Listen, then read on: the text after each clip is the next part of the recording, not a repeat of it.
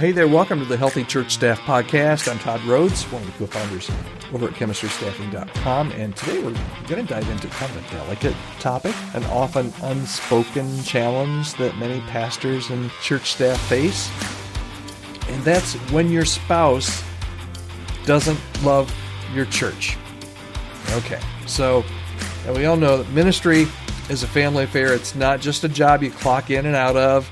It's a calling that really permeates every aspect of your life, including your family. And ideally, your spouse, whether you're a guy and it's your wife, whether you're a gal and it's your husband, hopefully your spouse, ideally your spouse, would be your biggest supporter, your partner in ministry, and your fellow cheerleader for the church.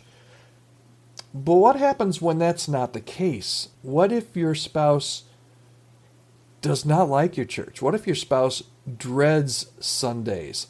What if they roll their eyes at church events or even criticizes the leadership or the congregation or the overall direction of the ministry? I hear this all the time. A lot of times church spouses will get really turned off to the church and even really struggle with their Christian walk because of the way that the church treats you as an employee. It could be any number of reasons, but it can be a lonely, frustrating, and even heartbreaking experience. You feel torn between your love of your spouse and your commitment to your calling. Should I stay? Should I go? Maybe you love the church and she just does not like it at all. Maybe it's a great fit for you, but it's not for her or him. You might question your own judgment and your decision to work at the church or even your spouse's faith at times. But I want you to know that you're not alone. I hear this story quite often. Many pastors and church staff members have faced this challenge, and it's complex.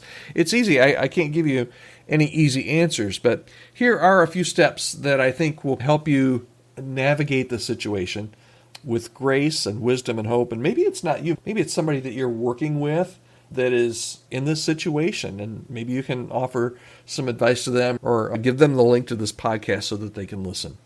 So here are a few tips.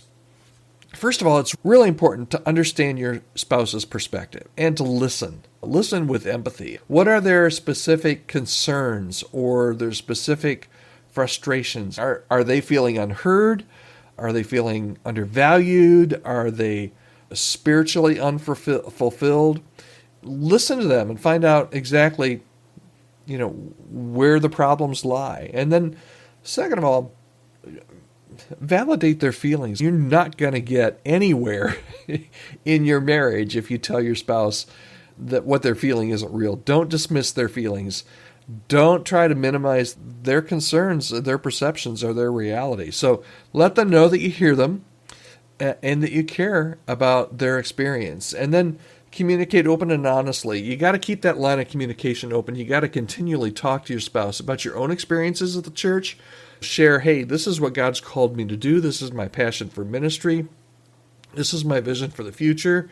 And openly express the way God working both in your church and in your life. And then if you can listen, if you can tell them that you understand, if you keep that open line of communication, then you can start really at that point. If you don't do those things, you can't get here. But if you do those things, you can get to the point where you can start to explore some solutions together. Brainstorm some ideas to address your spouse's concerns. Maybe they're just not connected. Maybe they need to try and get connected to a different ministry. Maybe they need to set better boundaries between work and home life. Maybe you need to go and seek some counseling together. Maybe that'll help. But if your communication is open, start to explore some of those solutions together. And as you go through this, you do need to prioritize your marriage. I've seen people that have lost their marriage over this very issue.